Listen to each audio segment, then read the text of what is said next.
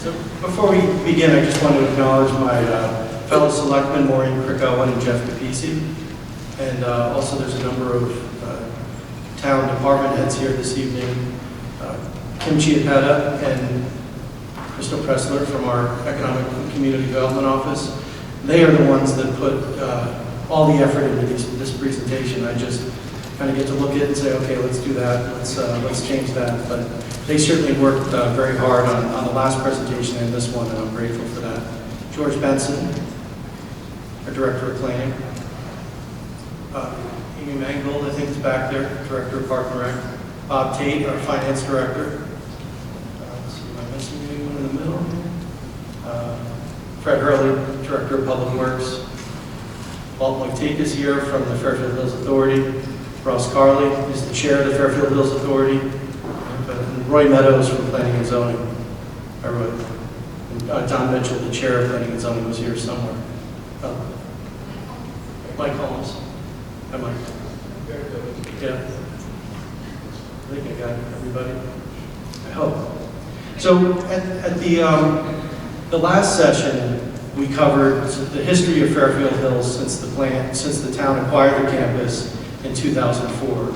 We talked about the projects that the town has invested in, and we went through buildings that were demolished. Much of that will overlap with tonight's presentation. So the thought is, tonight we'll go through the cost, monies that the town has spent on the campus since we acquired it, the ongoing operating expenses around the campus, and then the future costs associated with demo and infrastructure investment.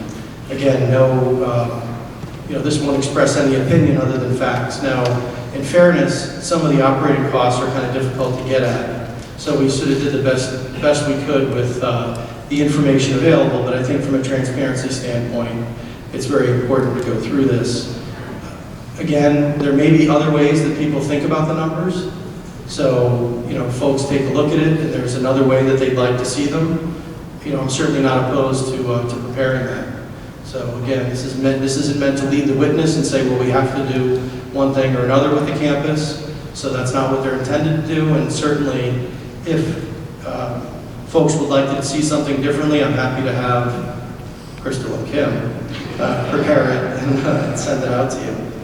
From a question standpoint, we haven't been getting a lot of questions. We did set up an email address. It's fh@newtown-ct.gov.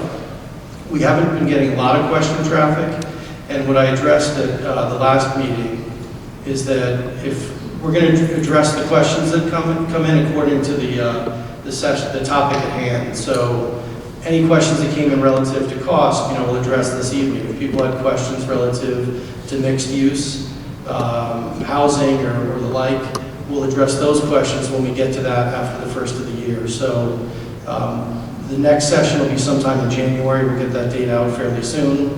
That session will talk more about potential options. One option may be doing nothing, mixed use, and like. And then the final one will get more into the mixed use topic.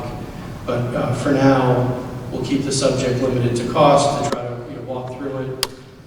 Again, not throw too much out there so that people leave more confused than when they got here. So I'll go through it, and then we'll leave enough time for questions. I had to sit last time to be able to read. I had to get these glasses about a month or two ago. It's harder to see. Well, no, but I still, if I'm trying to stand up and look at it, I don't see as well. So, we'll begin, and this is a slide that was shown at the last session on the demolition and renovation that's been done on the campus. So the buildings that have already been taken down are highlighted in red. The name is given on the presentation. And this, by the way, this presentation will be available on the town website as well. And then the buildings that have been renovated to date are highlighted in blue. So now, as I mentioned, you want to move on to the next slide, Kim. The purpose of the presentation is to provide a high-level overview of the past, current, and potential financial activity for the campus. So we're looking at what we spent from a bonding standpoint, the operating budget, and the operating budget for the campus is contained in several budgets within the municipal budget for the town. Some is contained in the Fairfield Hills line item, some is contained in the Department of Public Works budget, and some in the Park and Rec budget. And then we also have a special revenue account for the campus, and we've also been actively pursuing grants for the campus. We'll go through, again, past, ongoing, and future activities, and we'll also supply some case studies for illustration purposes. Again, as I mentioned a few moments ago, the finances for the campus are a bit complicated. By that I mean, if DPW works on a project here, we do try to track the projects that they worked on. We're assigning, the way that we try to arrive at that is by assigning an average hourly wage to the number of hours that Public Works had worked here. But again, some of that information over the years is a little bit harder to come by. But we're trying to show the most comprehensive story that we can. Moving on to definitions, and I don't mean to insult everybody's intelligence as we go through them, so certainly I know people probably know what bonding means, but I figure it's probably a good idea that we just go through each one of the items that I may mention. So I know people understand borrowing, but it never hurts to sort of cover just to make sure we're all on the same page. So bonding, when the town borrows money, we borrow money over a period of 20 years. That's of course with interest.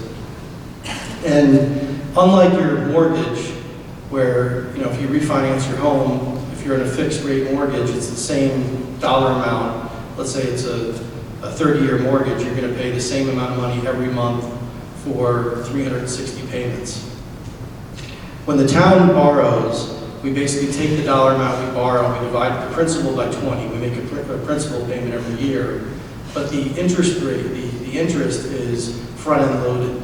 So it is true when you have a mortgage that you're paying mostly interest in the early years of your mortgage, you start paying the principal later.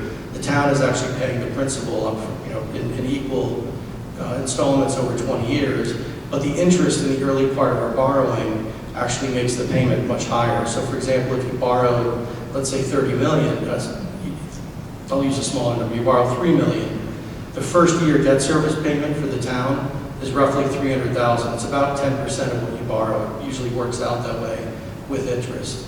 So we have to be sensitive when we initiate borrowing activity. We want to make sure that we manage our debt service accordingly. So that's why much of the spending at the campus has been paced out over a series of years. If you tried to do it all at once, the increase in the annual operating budget would be quite substantial.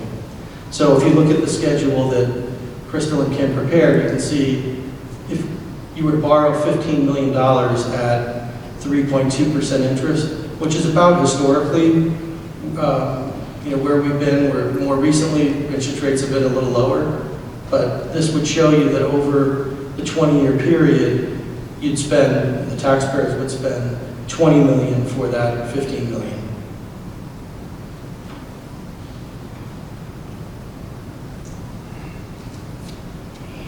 So for revenue sources, we have the operating budget, which goes to the voters every year in April, the fourth Tuesday.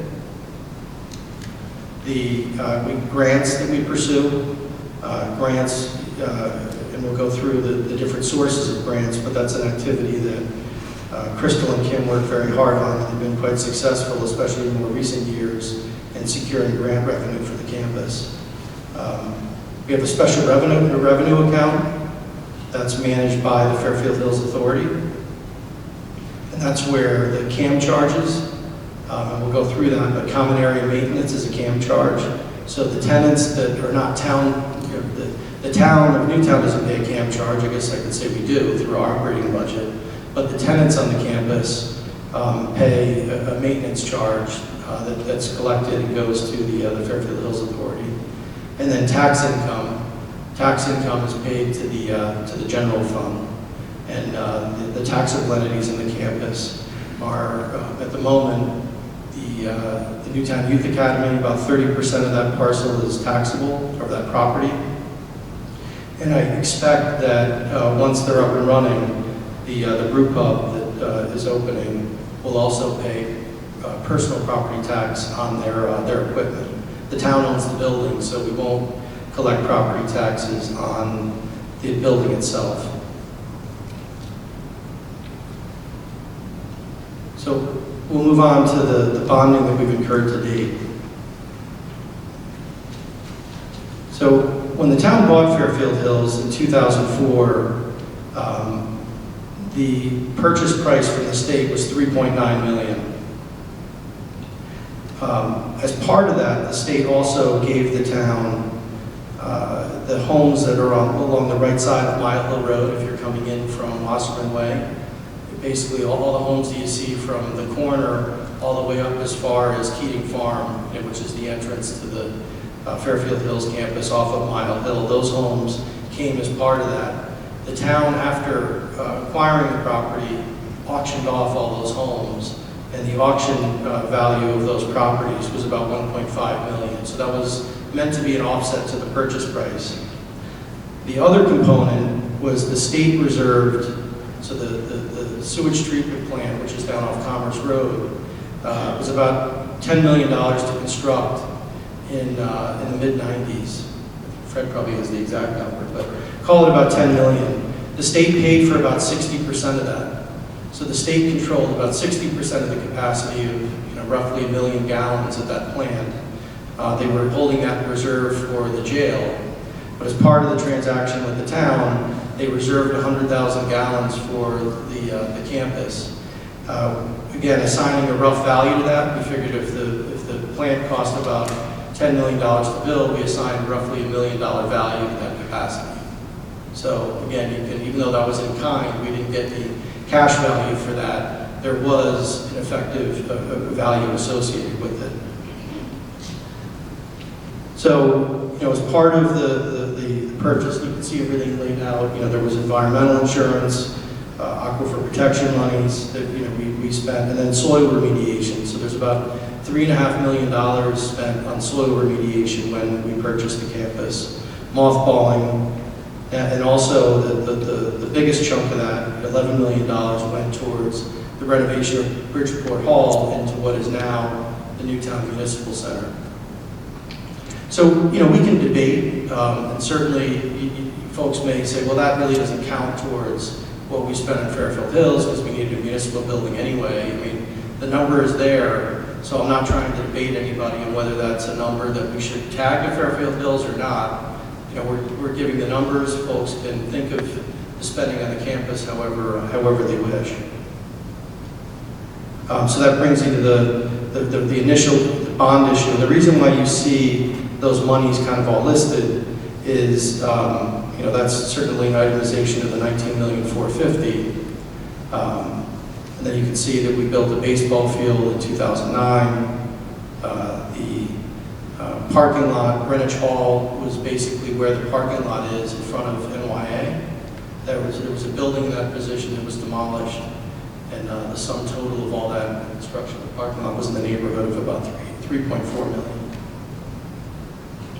And then in 2009, we demolished Litchfield Hall, which is basically to the right of where the Newtown Youth Academy is. So we have to, unfortunately, when we tear a building down, we have the pleasure of remediating it first, meaning you have to remove all hazardous materials first, and then you have, of course, the demo cost. So that's a lot of what drives demolition on the campus. It drives the cost very high. Then in 2014, you can see that we handled the demolition of Danbury Hall. And then there was an additional bond issue in 2015. It was basically the total bond issue was $5 million. We generally, when projects are approved, will pace out our borrowing. So we don't necessarily borrow the money all at once. Once it's an approved appropriation, we'll basically draw from it as we tackle a project. So in this case, the total $5 million was broken out. You can see in the projects that are all tagged to that. We invested in a walking trail on the campus in 2015. And then in 2018, there was the bonding appropriation for the community center, and then the following year, the bonding appropriation for the senior center. And again, the campus is what, the ownership of the campus is really what gave us the ability to have the land to put the community center and senior center on it. So again, I'm not, we're just trying to be transparent about the money spent at the campus. Again, I'm not, you can count that as a Fairfield Hills cost. We're just merely trying to put the information out. So if you look at the total bonding related to campus activity, it's $37,925,000 from the period 2000 through 2018, well really 2004. And if you back out that community center and senior center investment, the total amount is just under $30 million.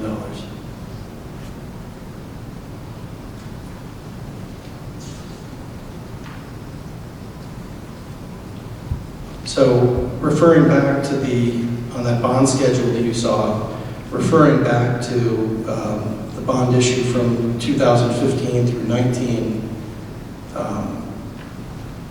this gives you a little bit more detail on the costs associated with, and then the projects associated with that bonding.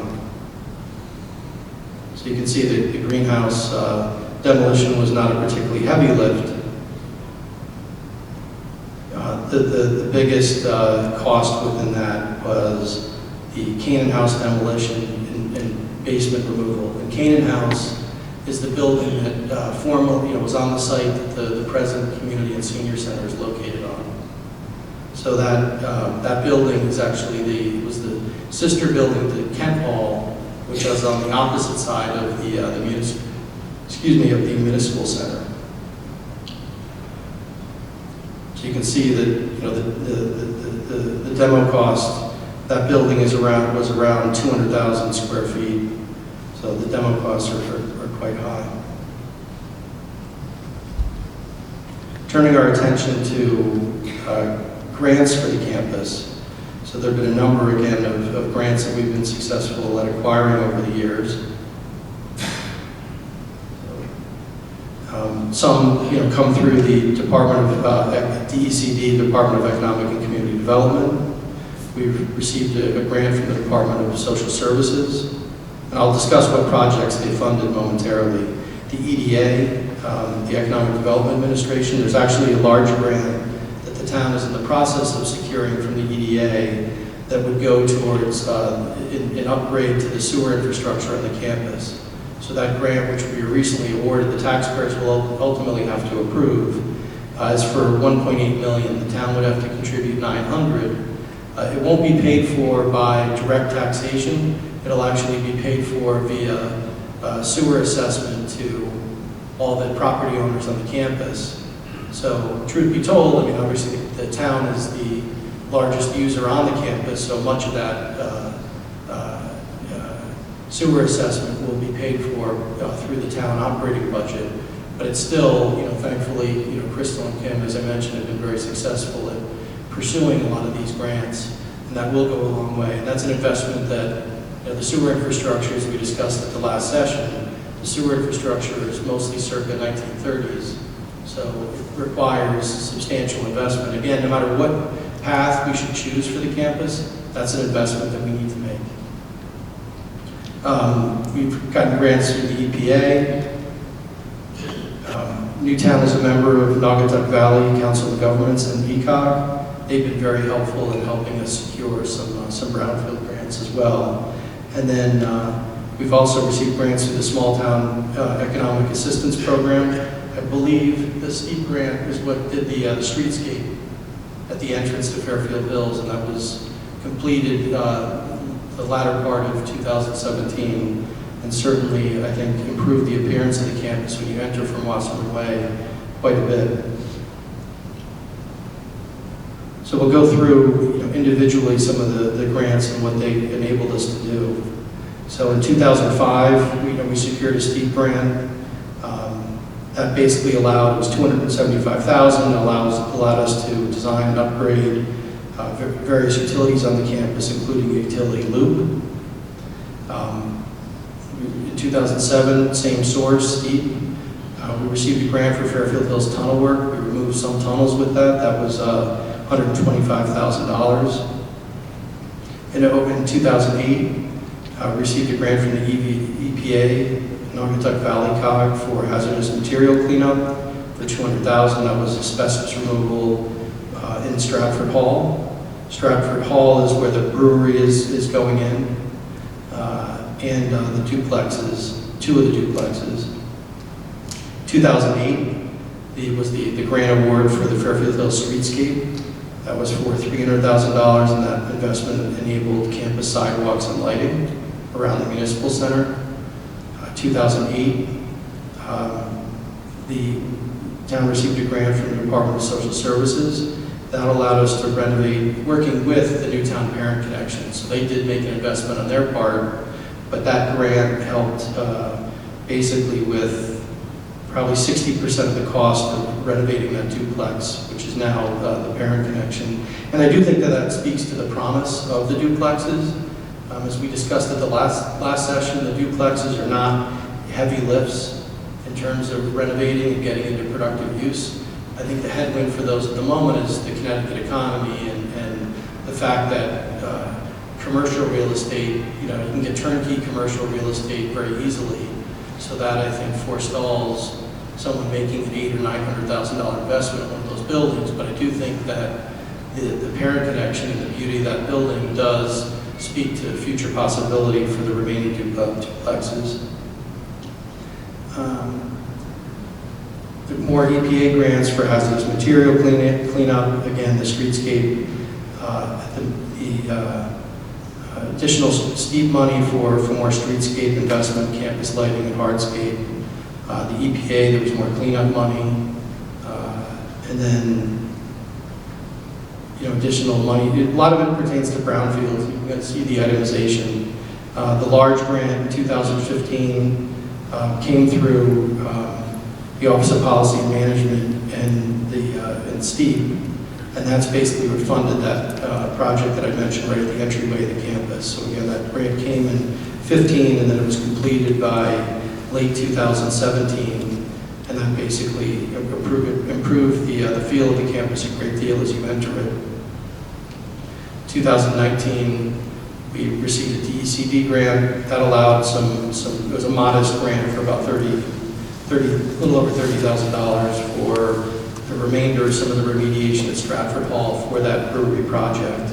And then I mentioned we just recently been identified for receiving an EDA grant from the federal government. Again, that's $914,000.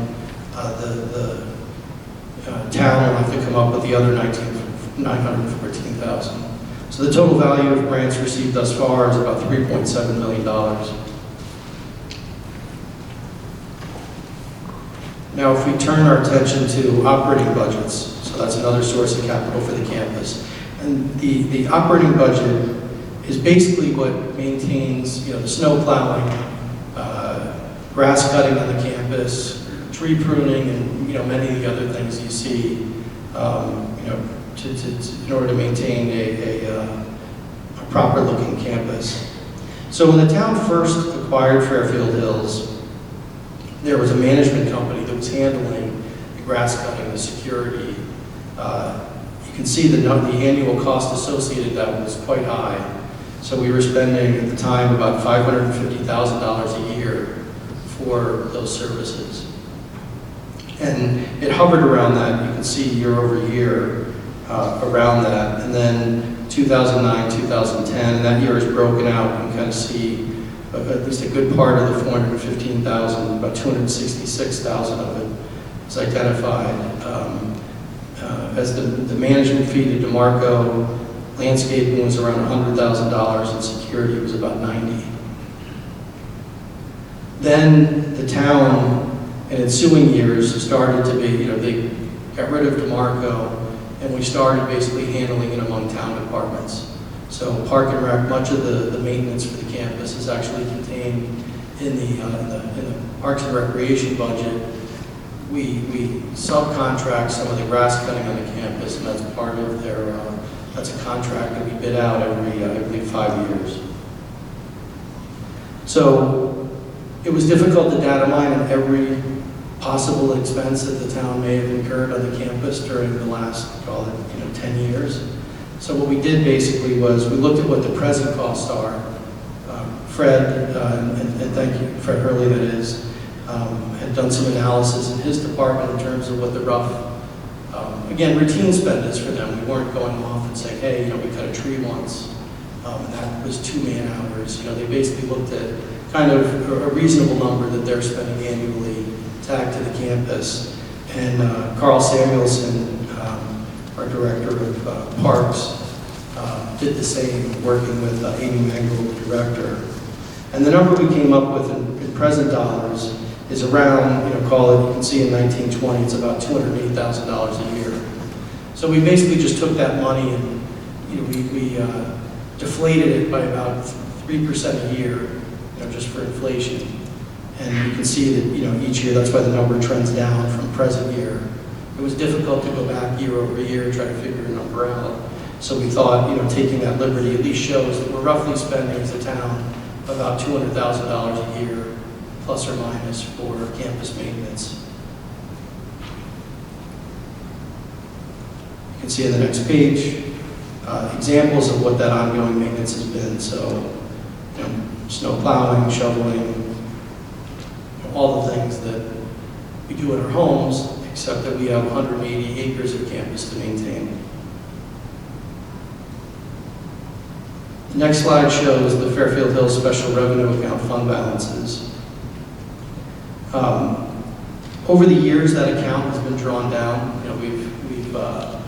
As they've handled some maintenance items on the campus, and the town has taken on more, and so the operating budget, that account has gone down over the years. Much of the numbers you see in that account, there's a sort of big, there was a bigger increase early on, and that, I believe, Ross, if I'm not mistaken, that was related to the movie that was done on the campus, correct? Yeah. Yeah, we had gotten royalties from a movie that was filmed on the Fairfield Hills campus. Now you can see what some of the expenses are. Again, just examples of the Fairfield Hills Special Revenue Account.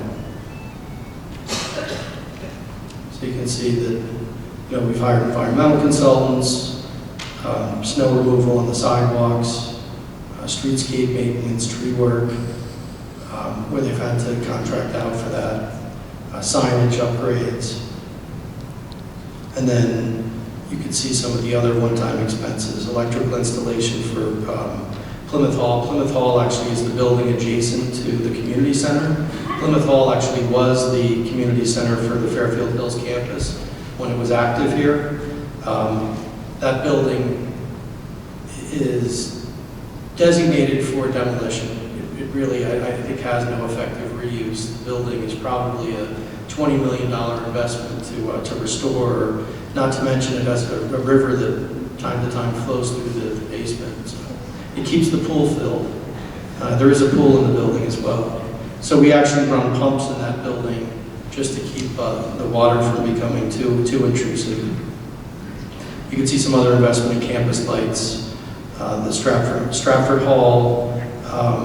The town is part of the Stratford Hall project, the brewery project. The town's investment in that project was basically some of the exterior work. So we replaced the roof on the building, and I'll go into that in more detail, and some of the utility hookups. The tenant, New Salem, is actually investing in most of that renovation. We'll go through those numbers more specifically, but you can see that some of that flat roof replacement is an example of a one-time expense that we drew from the Fairfield Hills Special Revenue Account for. Fairfield Hills Authority also funded the exterior bathrooms on the new community center. So on the left side, if you're looking at the community center from the front, there's some exterior bathrooms. The goal of those is really the Fairfield Hills Authority had been paying for porta potties across the campus. The idea was, when they conceived the community center, was to have some exterior bathrooms to, of course, dress the campus up and take away the need of trying to put porta potties out in different places on the campus. So those are accessible during the daytime hours for people that are walking on the campus. Now we can turn our attention to where we've received revenue for the various activities on the campus. So, again, I mentioned that we receive common area maintenance charges, so CAM charges, from various tenants on the campus. So, the volunteer ambulance, again, we don't receive property taxes from that building because it's, again, it wouldn't be appropriate anyway. They are a volunteer ambulance service, but they are a nonprofit as well. But they do pay a common area maintenance charge of about $6,000 a year. Newtown Youth Academy pays about a little over $19,375. Parent Connection about $1,900. And Stratford Hall, there isn't a CAM charge for Stratford Hall. We just included it in their monthly payment, as part of their rent.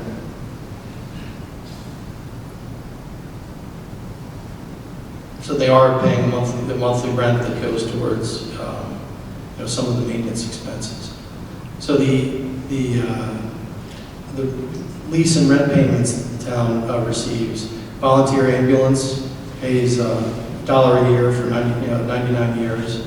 And again, I think that that's totally appropriate considering the service they provide to the community. Youth Academy, the way Youth Academy's lease is structured, they have a land lease. So the annual lease payment for that land lease is about $27,500, which basically nets to zero. Park and Rec commits to a certain amount of hours per year. I believe it's 1,100 at present, and they get discounted hours for that, and that's how basically the lease is worked off. Parent Connection has a 10-year lease. Again, their Parent Connection, I think, provides a very worthy and needed service for the community, and they pay, their lease is $1 a year. New Asylum's lease is structured, given the investment that New Asylum is making to restore that building, we wanted, it was up in, I think, everybody's interest to try to help their success along. So certainly given the heavy lift that they were doing to restore the building, and again, it's still a building that the town owns, in the early years, they're paying the town about $200,000 a month, $200 a month. Yeah, that's in years 1 through 5. Years 6 through 10, that steps up to $500 a month. And then in the out years, it's about $830 a month. And then again, we're collecting personal property tax on their equipment. Moving on to taxes, I mentioned when I began that the Youth Academy is assessed taxes on about 30% of that facility. So that translates to a tax bill of about $39,482. New Asylum, we estimate based on their personal property, and again, this is an estimate because they haven't officially opened and the tax assessor hasn't gone through all their equipment yet, but we estimate those taxes to be about $3,650 a year. And again, because that building's owned by the town, we don't collect taxes in the building, only the personal property. So we'll go through some examples of some of the projects that have taken place in the campus. So Stratford Hall Brewery project. We estimate that the tenant, New Asylum, is actually spending about, we think about $825,000 to restore that building, possibly more. I mean, they've certainly, as you get into a project, they find new challenges, but it's a substantial sum that they've spent renovating that building.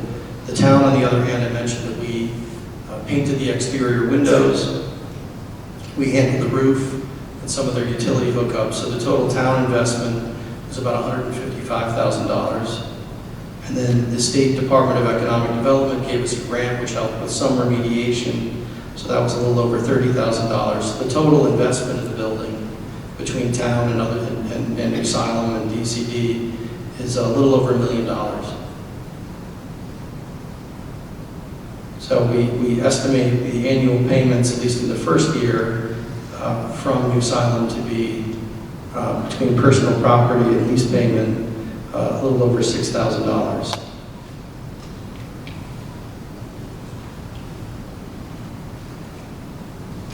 the benefit to not only is it going to be something that I think starts to differentiate some of the traffic coming into the campus. Again, you have people coming for walking. Now this is a business use. You have the youth academy bringing people in, the senior center, the community center. There's a whole host of reasons that people are visiting the campus now. The other benefit to this arrangement is that, again, the town owns the building, and of course in the lease there's protections for the financing that the tenant was able to secure. In other words, we won't, if they should not be able to make a go at it, we won't unreasonably withhold authorization for the bank to find another suitable tenant. But ultimately, the town does control that, and we own the building. So I fully expect them to be successful, but it is an asset that the town retains ownership of. Yet it's no longer an asset that needs to be demolished. It's an asset that actually is a restored asset that people will be able to enjoy. And that's a little bit of what the next slide touches on. So if you look at Stratford Hall, again, you can see the tenant investment, the total lease revenue cumulatively, their estimated personal property tax cumulatively over 20 years. Again, we just took the present value and just multiplied it times 20. So you can see that the total tenant expenses are about $1 million. Town's investment about $155,000. So you can see where you're taking a building that you can see as a liability that had about a $300,000 expense to tear it down, and you can assign a substantial asset value to it through the renovation. The Youth Academy, looking at that as a project, again, the annual payments from the Youth Academy, $37,000, almost $38,000 in real estate taxes, about 50, actually call it all in almost $39,000. Plus their CAM charges, the total amount the town receives from the Youth Academy is almost $59,000 a year. They own that building, by the way. Now we can turn our attention to future expenses for the campus. So we're kind of at a juncture for some of the buildings that potentially, that have reuse potential, or even some of the buildings that we may need to take down. There are costs with securing those buildings. Many of them, kids or adults, find their way into.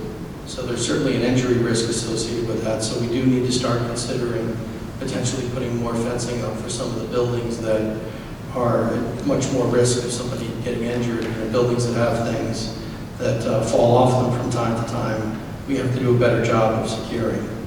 So you can see what some of the expenses associated with that are.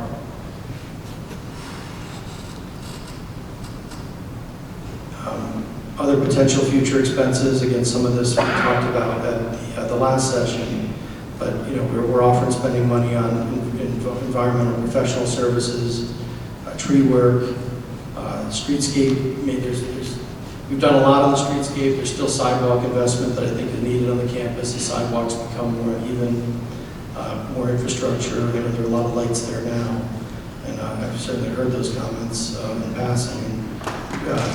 There certainly are a lot of lights in the evening, but there's other areas we need to do a better job of lighting. I mentioned the sewer investment. I mentioned, we're still, no matter what we do on the campus as a go forward, there will be building remediation and demo. We will need to make utility improvements, and there are a number of vaults and tunnels below the campus that house infrastructure that it has asbestos and other materials that we have to consider at some point removing. As an example, one of those utility vaults, I believe, cost us about $238,000 to remediate and demolish. Now, many of these expenses, without getting too in the weeds, we plan for using the capital improvement plan.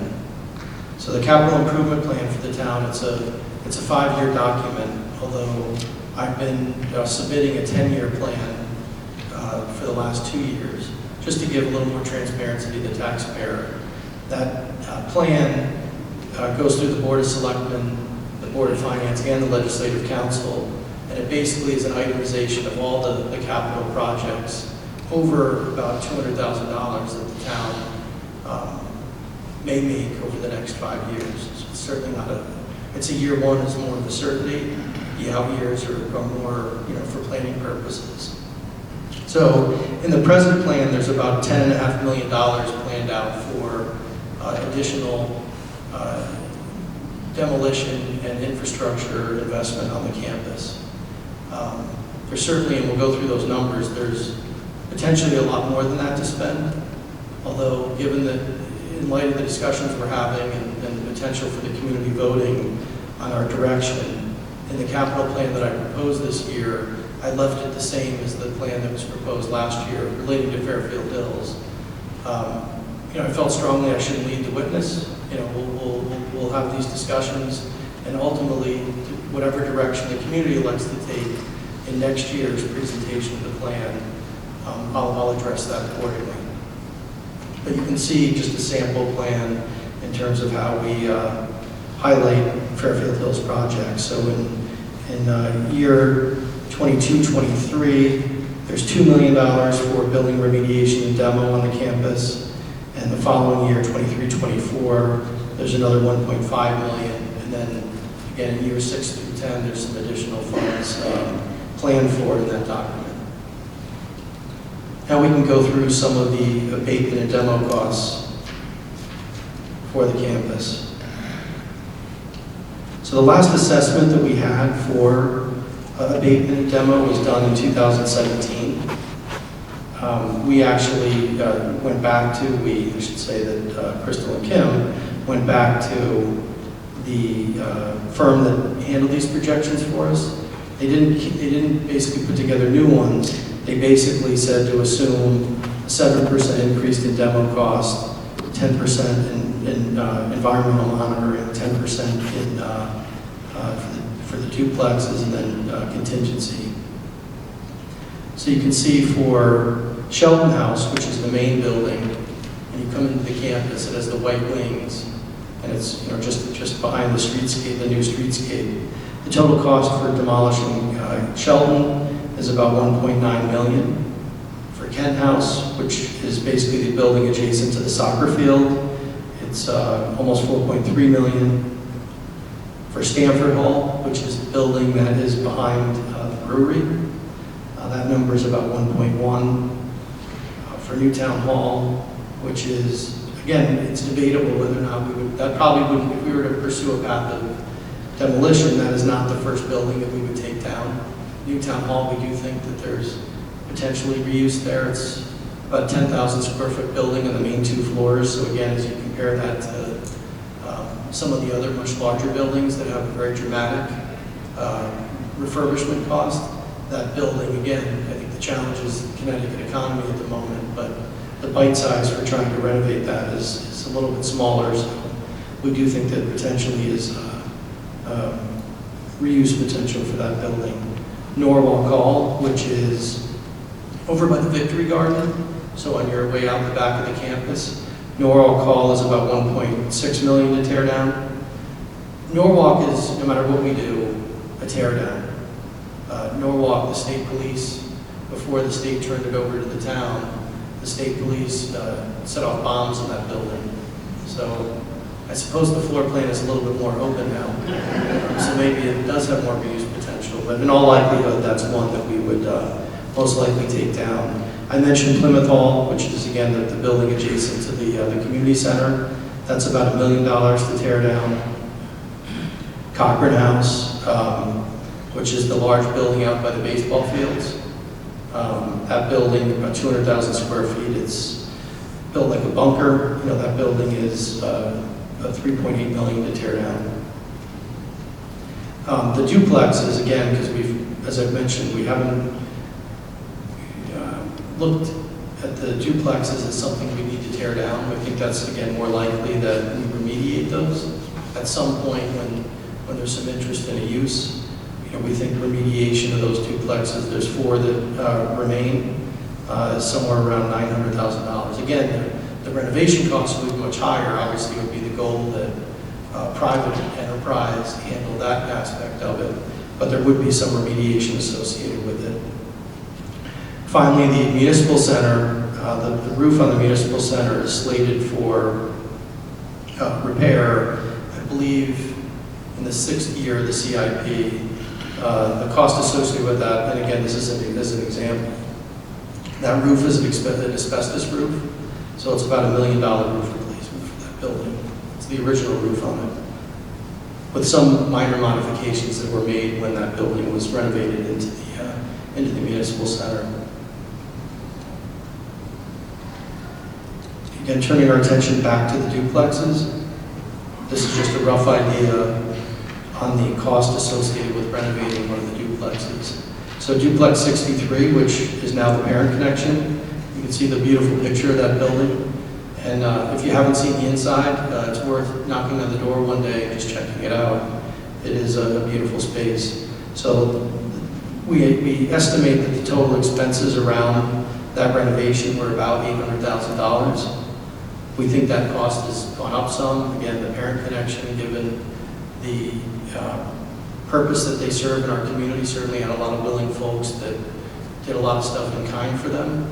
But we expect that total hard dollar investment in a duplex would be closer to $1 million at present.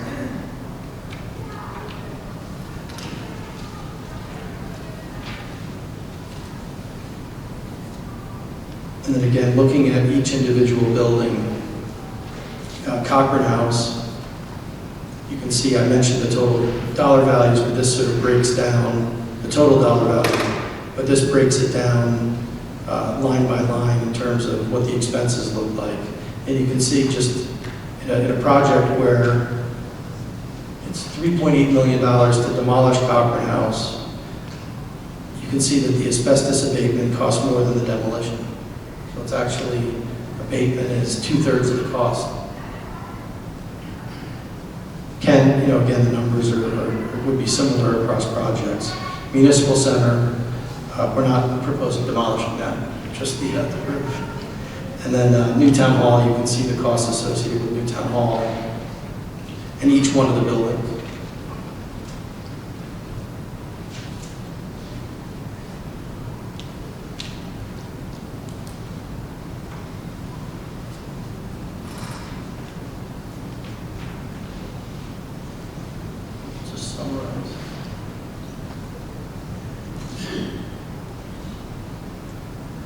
So you can see that, in summary, and again, I know that we sort of went through the numbers somewhat quickly. I'll have this available for everyone. But if we take total spend on the campus since we acquired it, we've spent a little north of $43 million. Again, if there's certain projects that people don't think should be associated with the campus, it's very easy. The numbers are all transparent. You can back them out. Future spending based on demo costs, we anticipate another little over $21 million. So the total anticipated since the property acquisition, again, this doesn't talk about options, this is just strictly how we'd be looking from a spending standpoint, is about $65 million. If we looked at the summary of financials, you can see that what we estimate in terms of total revenue, again, based on present activity on the campus, common area charges, the lease and property taxes, it's about $2.2 million in revenue.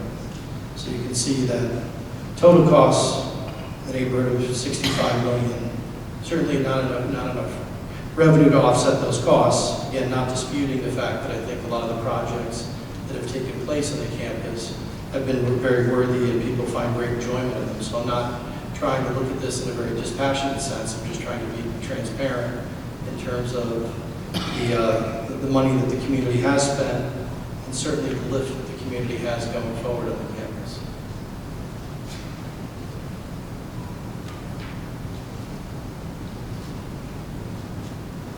So on that positive note, maybe we can turn it over to questions. And as I mentioned, that questions that folks have, I'll do my best to address, or the staff that's present this evening can help to answer.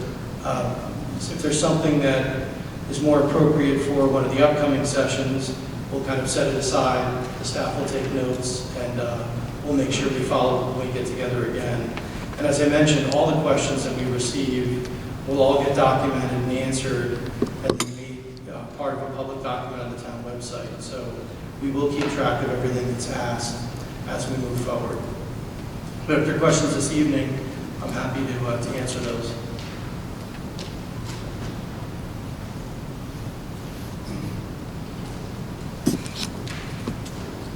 Hi, Bob. Hi. Could you give us some idea of estimate of what this would mean in taxes? These expenses, when it comes down to the pocketbook of the residents of town. Yeah. I can try to put together some, I didn't want to reduce everything to a cup of coffee. You know, I feel like people get upset when the government says it's no big deal. I mean, I think we've managed it well. So just like we manage our debt service annually, you know, our annual debt service in the budget is about, it's about $9.5 million is the annual debt service spend. I think that the campus plus the operating expenses is roughly $200,000 a year in the budget annually. You know, a mill is about $3.2 million at present. The exact translation of somebody's taxes, I mean, I can put that together for you based on an average assessment. We can put it together. I'll put that up on the website. But we've handled it in such a way that, as I've said, I think the way that Fairfield Hills has been approached, certainly there's a cost, but I think that the numbers have been managed in such a way that you know, we haven't dramatically increased our debt service to handle Fairfield Hills. It's just certainly comes in as there's an opportunity cost to everything. So that money, you could argue, could get spent elsewhere. Is spending money on demo the best use of town money? I don't know. That's something the voters get to answer every April.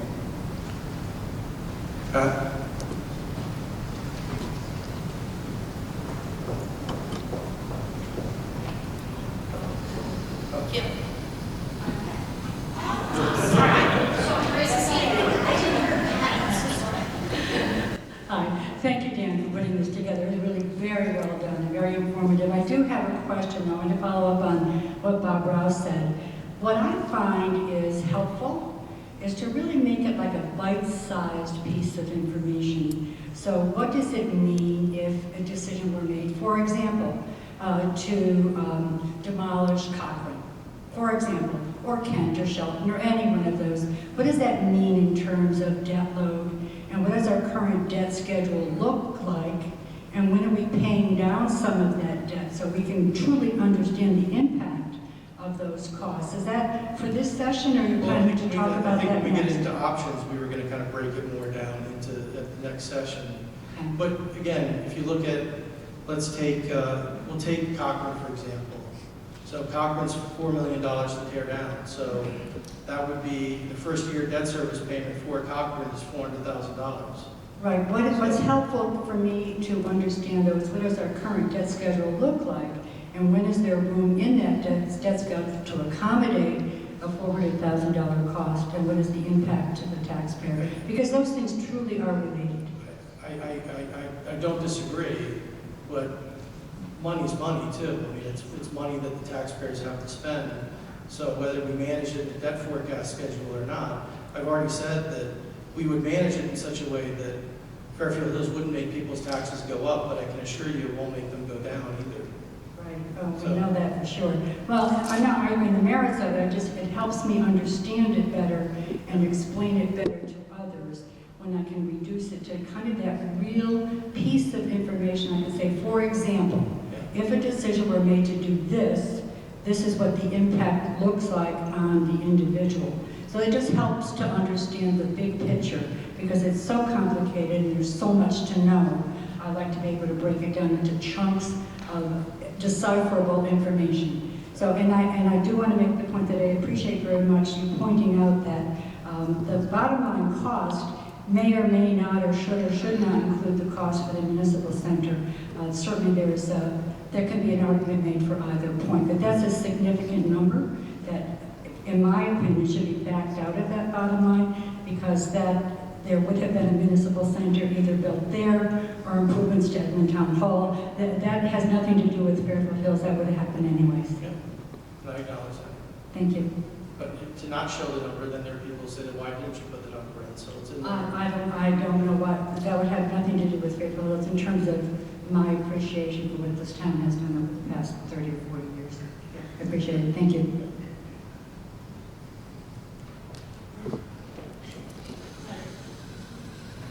Thank you so much, everyone who's been working on this for the last several months.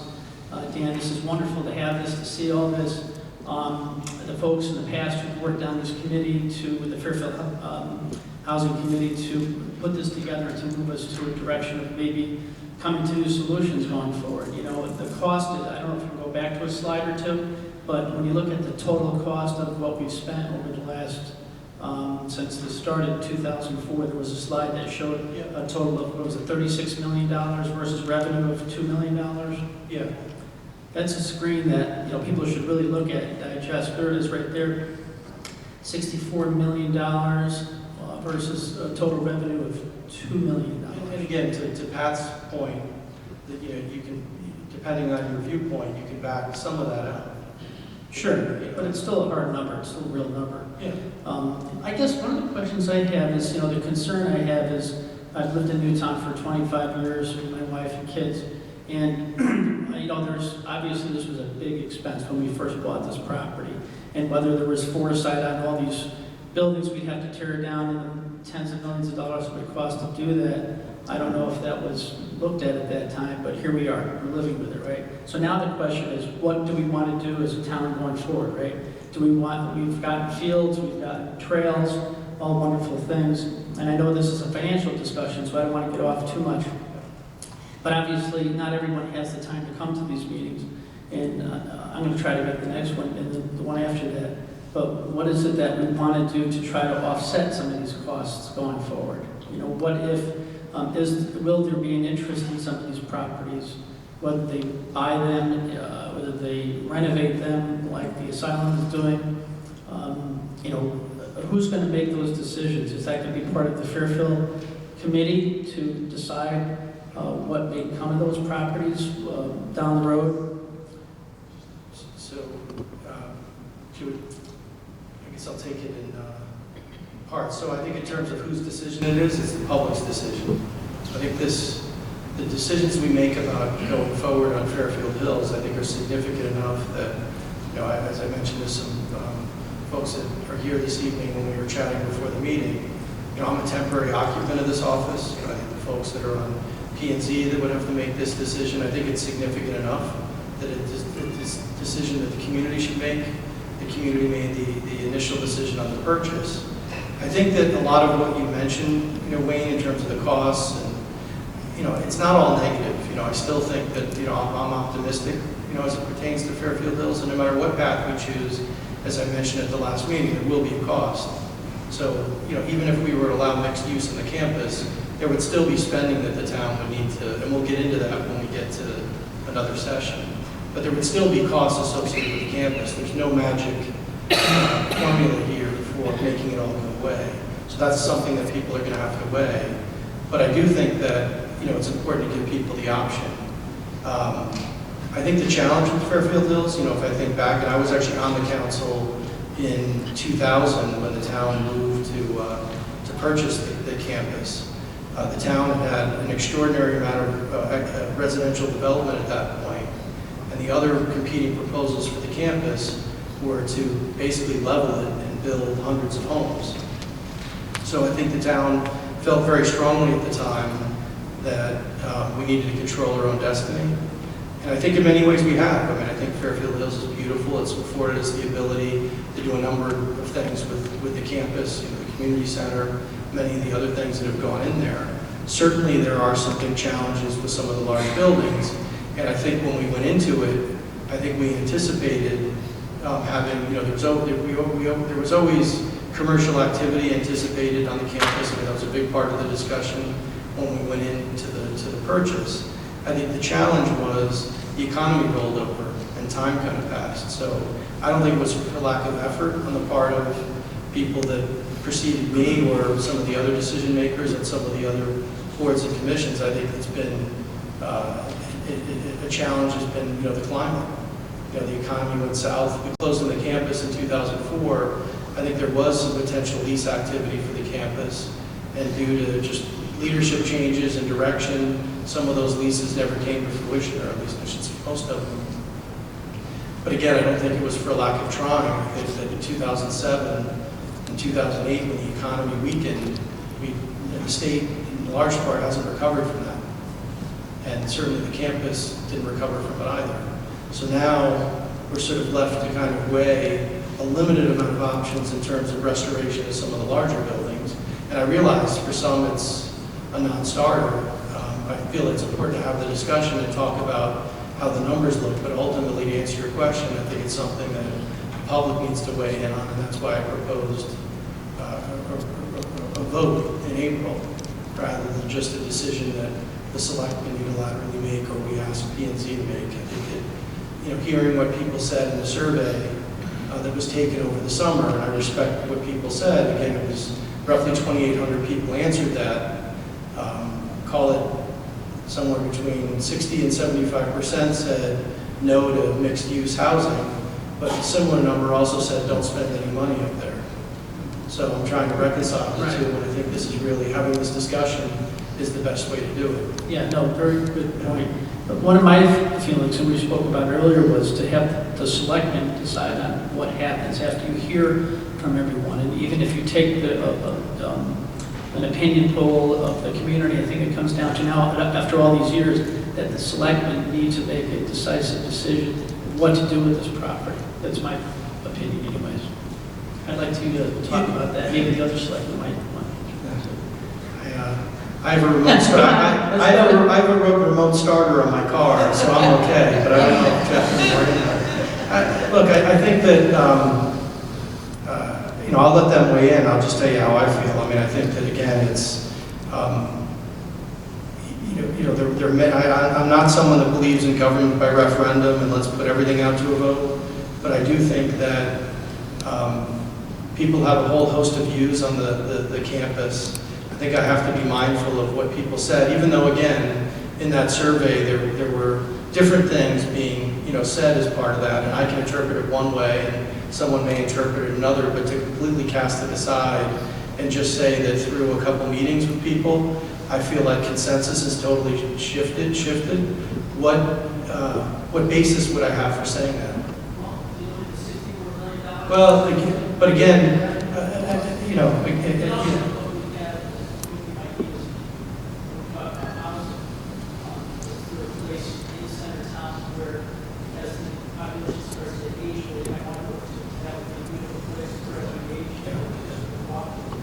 so he was just saying that the campus may make a beautiful place for housing or people to walk to that want to be a part of it. Again, you know, I think that there are people that share your point, but I think there are people that have a very different one, and that's kind of the purpose for the discussion.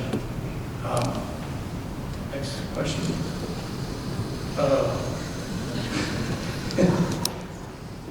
Bruce has had 2 months to prepare this one, so.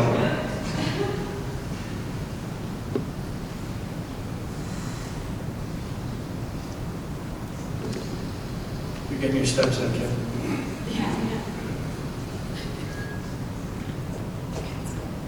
Thank you. Bruce Walzak from Glover Avenue. Great job. Thank you. And especially I like the inclusion of you might call the soft costs that were resident in other cost centers. Yeah. We've asked for this for a long time, and there's a lot of work to put it together, so thank you. The community center is not in it. It's the idea there that the grant of $10 million in equals the cost out of it. Yeah, we just put the bonded, you know, we just put bonding related to the campus. So again, to Pat's point, you can look at that, you know, so you could back, so in that projection, you could take, in essence, $19 million out of that total cost, if you don't believe that the buildings have any point of being in there. Yeah, well, I actually, I'm thinking a little bit different way. I own a house on Main Street. I invested $400 and some thousand dollars in it, but about $150,000 in cost to renovate it. So we're looking here at the cost and some of the revenue, but we have an asset in Fairfield Hills that is also significantly increased. May not be saleable per se, but when we look at the $64 million that we spent, a lot of that is also resulting in the asset value of Fairfield Hills going up. That's the way I look at my rental properties. The asset went up, and I have to take that into consideration in addition to my costs and revenue coming in. So I think there might be one other piece here. It's kind of like, what do we get for our money? And we got a lot for our money. We've got an enhanced piece of property. I agree with you. So I think that's the one piece that might be.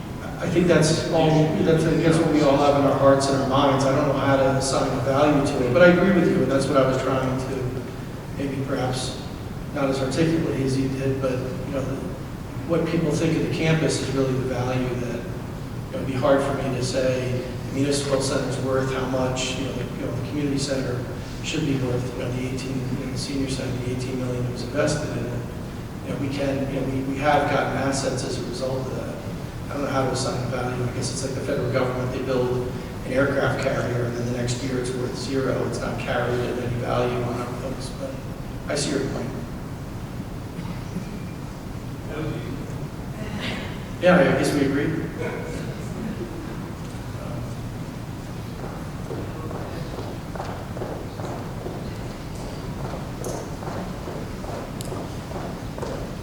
Hi, Carla Bernstein, White Oak Farm Road.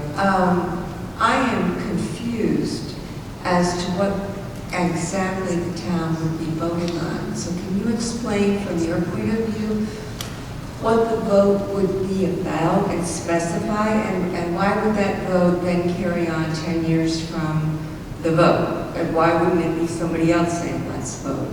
So I'm a little confused as to what the vote would be. So the Master Plan Review Committee, which meets every 5 years to work on the master plan for the campus, met over the better part of last year and then into much of this year. In August, came out with their plan for the campus, which was to permit mixed use, which is a combination of housing, how you define that, apartments above, retail. They approved mixed use in 2 buildings on the campus. That was their recommendation. The recommendation was based on consult with a lot of different developers. They met with different town resources. They conducted a survey and ultimately came out with that as a recommendation. At present, originally on the campus, mixed use was an approved use. P&Z took it out of the reg. George, do you recall what year that was? 2008. So, or thereabouts. So that's not a permitted use at the moment. The way that would get changed would be if the selectmen endorsed the master plan. The selectmen have taken no action on the master plan. Again, we've decided that we would approach it this way and have community conversations and then allow the public to vote on mixed use as an option for the campus. Would the vote be for the 2 buildings that the... Yeah, we'll still work on it. There'll be a new council seated, and it'll be a local question. The council has the authority, the legislative council, to levy local questions. So we'll begin working on that. And it's quite possible it may be in the form of 2 questions, but really the goal will be to get at what path the community wants to follow from here.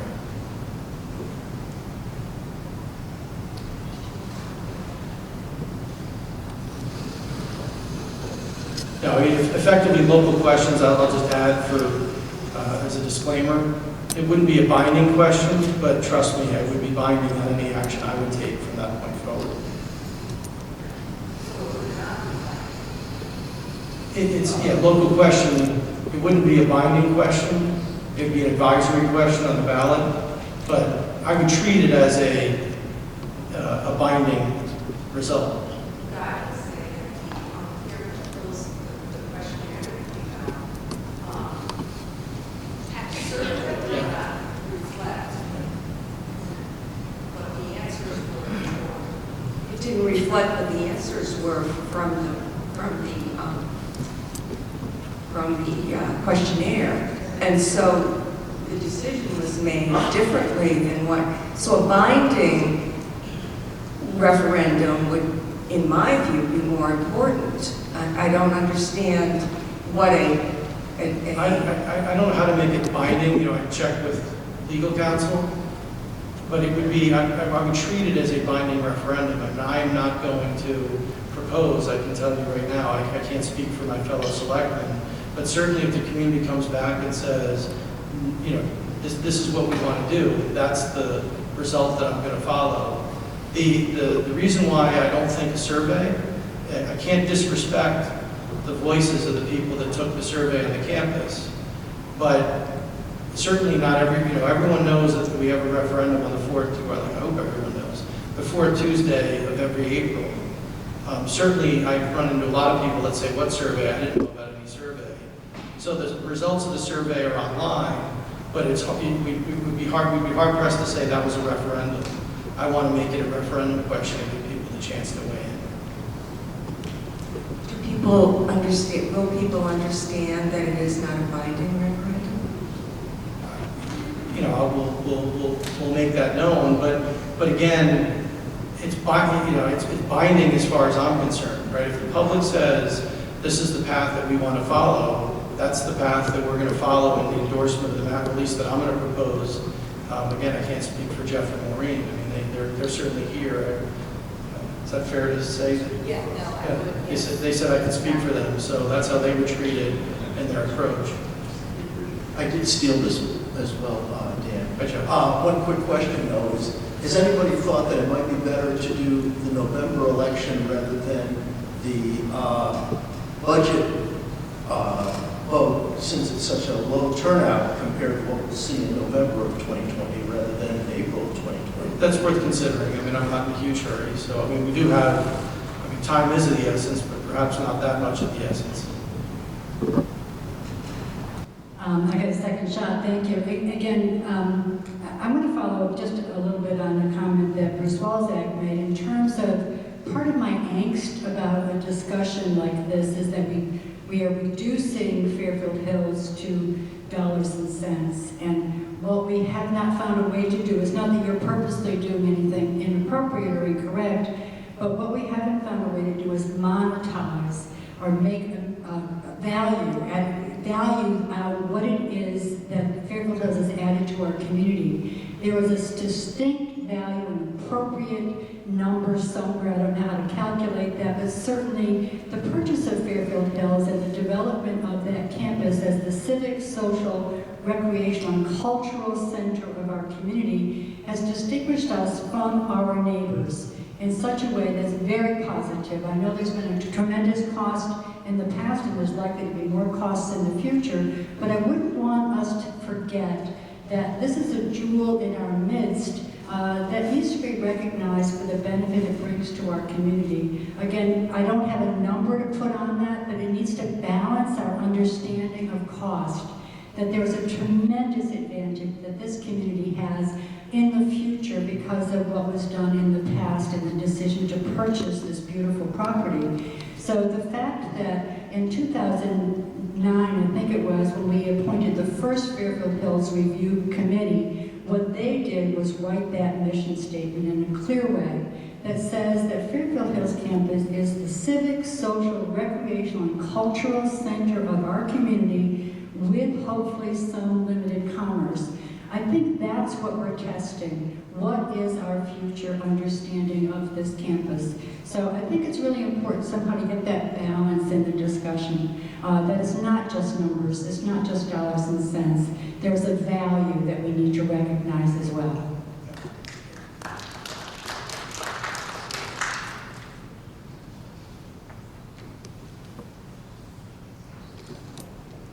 I won't forget you. What do you care? I can't get. Hi, Kinga Walsh, 21 Gresham Ridge Road. I have a comment and a question. So my comment is maybe to simplify what Pat said. How about in the next round of even in the campus options, we recap some of the financial to say this is the quantitative, this is the qualitative part, this is the intangible that brings to the town. And even just a column, add a column or some type of information so people see it and can grasp it. So when they read this standalone document, they understand that that intangible wasn't forgotten. Yeah. No, I think that's a good comment. Again, the last session we did talk a lot about the beauty of the campus, what people loved about it. So it hasn't been just, or at least I guess, how you interpret what I'm saying, I guess, is what matters more than what I think I'm saying. But I have conceded that Fairfield Hills is many things to many people. So I don't know how to put a dollar value on it. I don't. I mean, certainly it has a value. I'm happy to hear thoughts on what number we should use to Pat, to Bruce, whoever thinks we should put a dollar value on it. I think it kind of, I know we invested. Certainly it's something that people love. I mean, I'm not discounting that in the least, but I don't know how to assign a dollar value on that, other than, again, it has a very strong emotional value. But we can go and put some of that back into the next one just to remind people of a lot of what we discussed at the last one. So I'm not resistant to it, I just don't know how to put it. I agree. I don't know what the actual number is or if there is a number. But maybe it might help to have like a recap to say this is what we talked about. So people who weren't there the first two might get a recap sense. And No problem. so my question though is about the total cost. Yeah. What about the building behind Reed? The building, How does that fit into all of these financials? thankfully the state owns it. So that's on a spreadsheet for them somewhere, and they're rolling in funds, so they're going to get to that very soon. There's going to be a toll on Wasserman Way to take that down.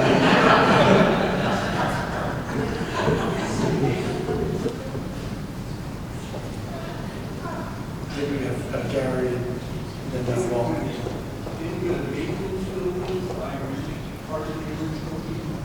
I don't recall if they came as part of the campus acquisition or as part of the jail settlement that the town had when the 21 acres associated with Reed and that part of the campus. I think it may have been as part of that. Gary. Gary McRae, Box Hill. I'm one of 10 people that were on that 5-year review committee that We'll have you someone walk mentioned. you out. I also have the ability to turn my car on and clicker. It was tough coming up with the recommendations that we came up with, but once the numbers were all together and once we took the emotion out of our discussions, it became obvious what to put in our recommendation. I must say that our recommendation is not binding. It's something that is a suggestion, and it gets passed along to the Selectmen and to the P&Z for review, for accepting part of it or accepting all of it. Put a lot of time into trying to market the survey that we put out. It was put through a number of reviews to ensure that we covered the right questions. We doubled the number of responses that we got from the previous 5-year review and felt pretty strong. As you mentioned, there was a high percentage that basically wanted to keep the Fairfield campus either as is and almost like kick the can down the road on the blemished buildings, etc., or keep it as the original vision, as Pat had mentioned, but it became painfully obvious that that just is not reality. And that's what led to our recommendation that 2 of the buildings be mixed use. And also, if it was determined that they were not repurposable, that they would be brought down and demolished as fast as possible. And why is that? And I go back to several of the meetings when we had very interesting input. Pat happened to be at one of them that provided her input, and I appreciate that, and everybody else that is in the room that was part of those meetings. We appreciate your time. But I think back to a meeting that we had when John Reed was there, amongst others. And it was almost what keeps you awake at night question. And he said, the real elephant in the room here is safety. Safety as far as the buildings that have not been repurposed yet. They continue to deteriorate. They'll continue to become more expensive to bring down in the future.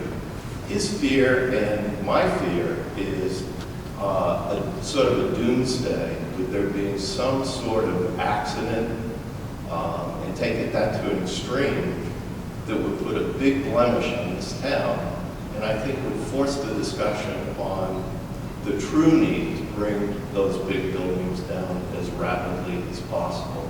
And I'll challenge this to the group. Anybody with a computer and access to the internet, go onto YouTube and put in Ghosts of Fairfield Hills. It's Gary's website. It's on my website. And follow those kids through Kent, and follow them through, I believe it was one of the buildings that you mentioned that has a river running through it. I think you can hear the water, you can see the water. It's a dangerous place. Maybe that should be taken into consideration also. Thank you. Just Walt has had his hand up.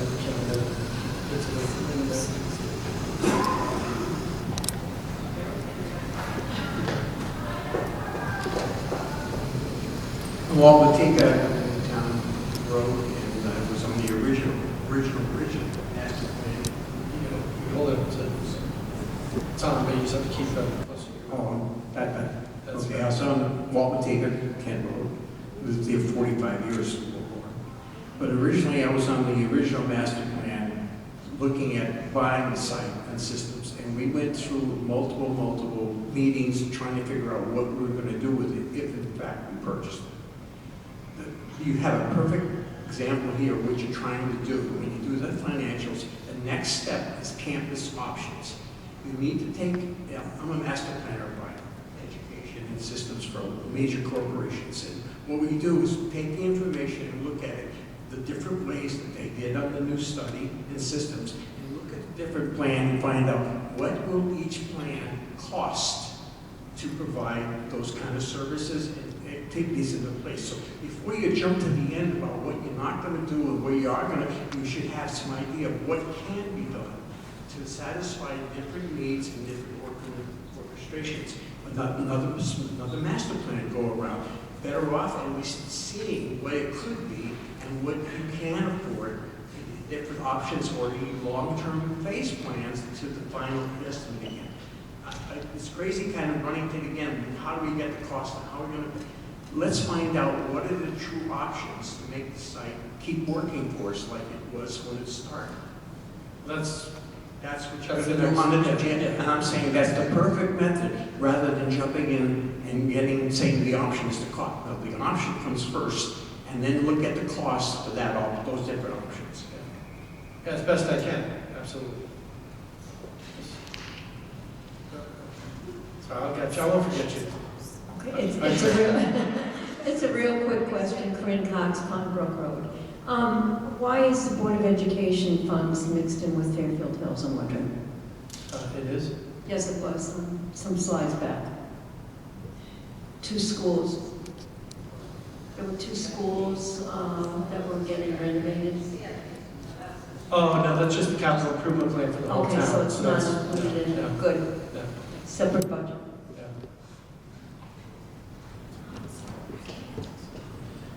Okay, I'm Susan Pettigrew, I live 63 Woods Lane, and that was a perfect, I'm glad you went first. Because when I have a whole consumer testing background, And you can tell a consumer, or you can ask a consumer, do you like this? Or do you like this? Well, of course, I love this thing with bells and whistles. I love it, give me that. And then you tell them how much it's gonna cost. And all of a sudden, they no longer want those bells and whistles because now it's gonna hurt them. Before, they thought they were getting something for free. So I'm building on the case where, as we go forward, everything needs to be incredibly clear in terms of what the implications are, what it means to our pocketbook as we go forward with these various plans. Because I've seen it way too often that not enough information is provided, and then you do get the answer that you want. You get the answer that you're hoping for, but not necessarily the one that is best for the residents of Newtown. Very good point, Susan, thank you.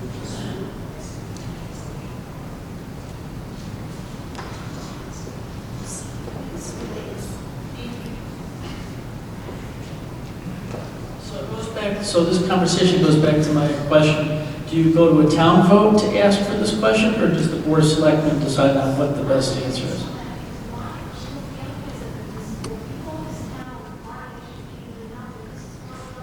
Right, I agree.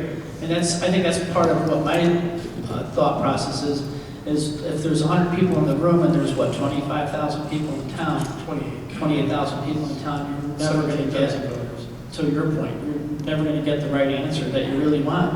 And I think the history shows us that here we are many years later, and we're wondering what, we're looking at all the costs of what it's cost us now and what's going to happen going forward. So I'm concerned, I support the selectmen making the decision once all the information is out, because part of the conversation that we're not going to have is the impact on what happens here to the rest of the town. What I've seen over the last 25 years, we've all seen it, we've lived here long enough, is the amount of traffic that's going through this town. Everywhere, when we bought this property originally, I had gone to the selectmen's meeting, and I suggested to start to build a core center of town here. Take a slice of a town like Richfield and put a commercial building here, put some residencies here, but also give the community what we want. We want the trails, the open property, we can have all of it, right? And here we are all these years later with buildings that are pretty sad looking. Let's talk about the beauty of what's happening, but there's also still a lot of sadness to that property. So I'm a fan of the selectmen making a decision once you have all the input from the community, the reviews, the polls, the questions that are asked.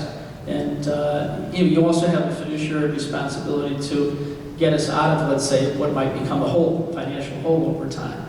And that's what I'm looking to. Okay, thank you. Kim, right down in front, and then maybe just a couple more questions. Pardon me for not standing up. No, that's okay. John Schneider, Leopard Road. How are you, John? With regard to the question of monetizing what's been done to $62 million, difference between what we spent and the improvements and other things that have been done to increase the value, if you will, of a property. Yeah. All my economics courses, the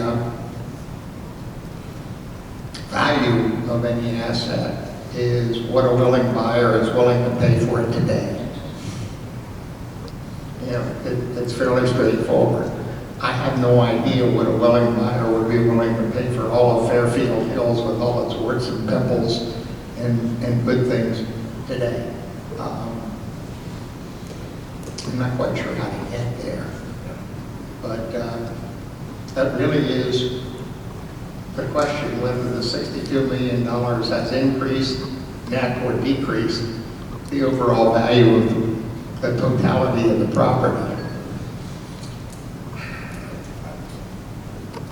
I would hazard to guess it's improved it. So would I. So It's how much, I don't know. I mean, we could just say that the municipal center is worth $11 million, the community center is worth, I think that, you could just do it on that alone and say that the value of the campus, but also we've invested in manicuring the property, the walking trails. Remediation and the demolitions that have been done so far, I consider to be, if you will, somebody would have to do that. If somebody else owned it, they would have had to foot the bill for that. It's an incremental gain, if nothing Right. else. At any rate, I'm not sure where it goes from there in terms of a further discussion regarding value and financials. Well, and I think that when we start getting into options and what some of those options may bring, you know, and again, nothing's been negotiated on any of these things. I mean, we've just had what I would say are qualified indications of interest. It's quite possible, you know, again, back to the whole referendum, it could get approved, you know, in terms of moving forward on mixed use, and I'm not assuming it would, but let's say it did. You know, at that point, because I'd be negotiating at the moment, I'd be negotiating in bad faith. It's not an approved use. So I can't, you know, so there's been no advanced negotiation other than preliminary discussions on what a viable developer might do. But again, one of the things that's absolutely got to show up is estimated cost of demolition for the remaining buildings that are torn down and cost of remediation based on everything we know about. And that we do know, that's in the presentation. It's just, again, I think that ultimately, you know, people are going to have to make their own judgment based on, you know, when we get into some options and what some possibilities are, people are going to have to decide, hey, that based on my love of the campus and what I think of the campus, that's worth it for me, or it's not. Again, I think we assign our own personal value to the campus and what it means. So it isn't, yeah, it's not just, I don't view it all as just a sunk cost. And I apologize if that's what this intimates, but you know, again, I think people have to assign their own meaning to sort of the value of the campus, and they have to make their own judgment as to whether or not, you know, continuing on one path versus attempting another, whether it's worth it. But people may say, hey, either George Soros nor Bill Gates is going to buy this place tomorrow. Yeah, I would be not, well, I would say. Because I couldn't do it unilaterally anyway, so. One last question, Ned?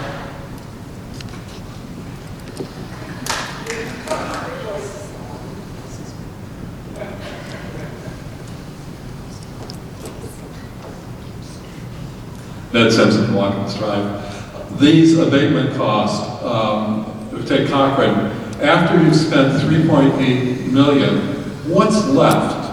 A muddy field, something like between the Victory Garden and the ambulance that's just overgrown, or is it landscaped? And So when we demolish a building, the Cannon House notwithstanding, Cannon House actually required a little extra demolition because we were building the community center on the site.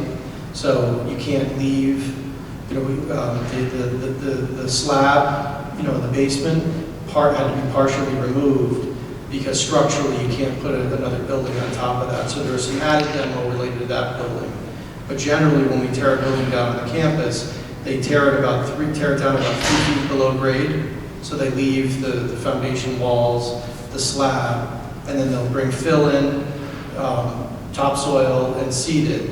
So you basically get what was it Woodbury right at the entrance to the campus, you know, across from Newtown Hall that was torn down right at the beginning of the end of 2017, beginning of 2018, where they have the farmers market now. That's basically what's left in its wake.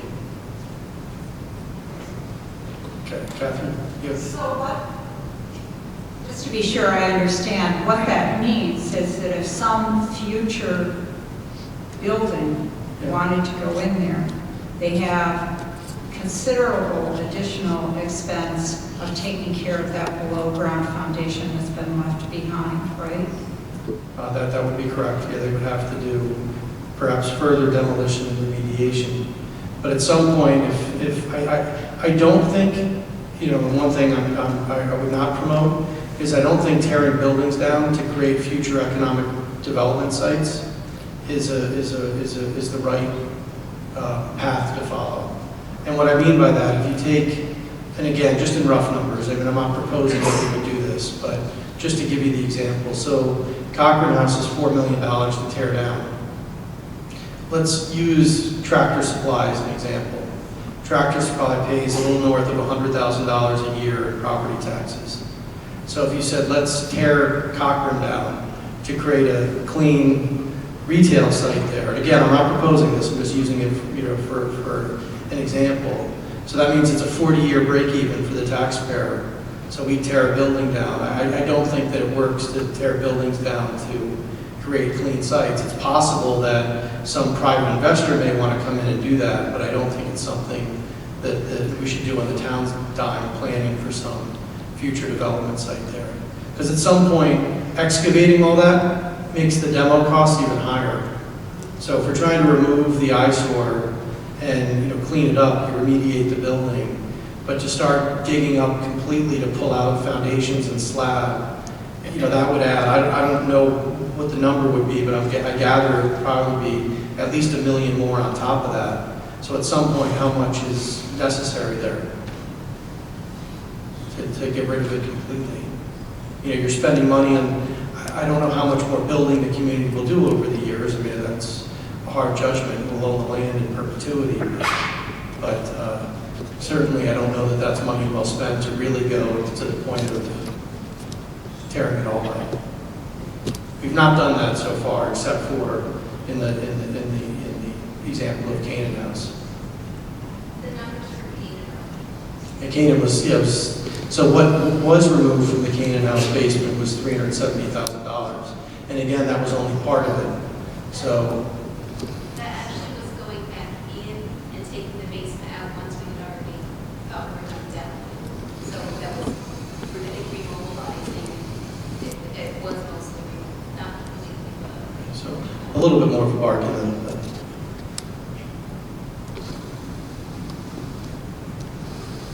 Any last question before we wrap up?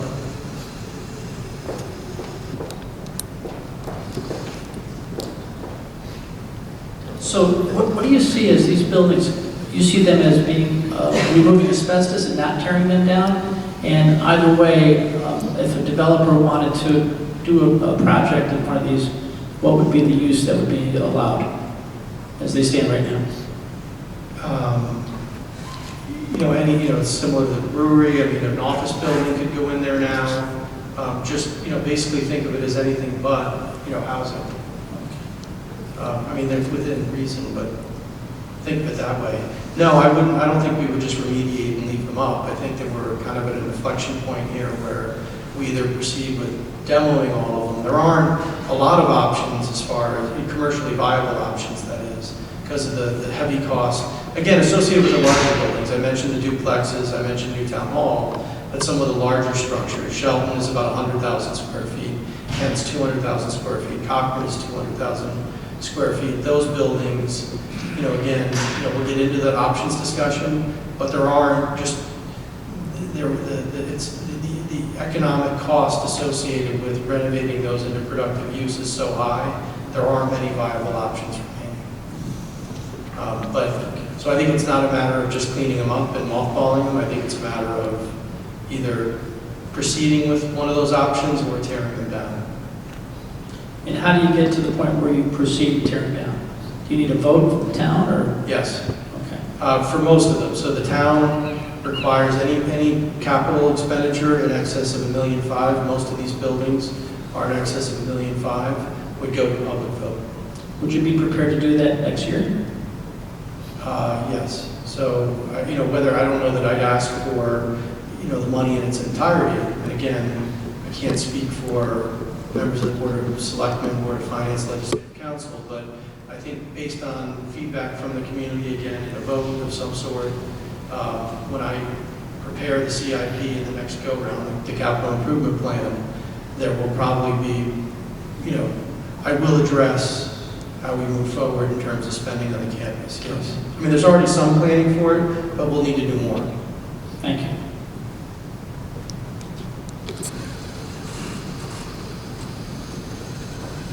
That's it. You don't have another question, Matt? All right. Is there one more?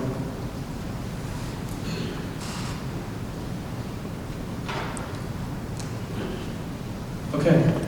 Well, I appreciate everyone coming, and I'm sorry I ran a little bit longer than the intended 8:15 stop. And, we'll get the date out for the next session in January. We'll discuss options. We will work on some of the questions people had relative to the implications for, an average taxpayer in town. We'll see what we can put together for that, and certainly prepare accordingly for the next session. This information will go up on the website, as will, my thanks to the high school students that were here filming for us this evening. The video from this will also be available on the website. So thank you to everyone for attending and all the help we had this evening.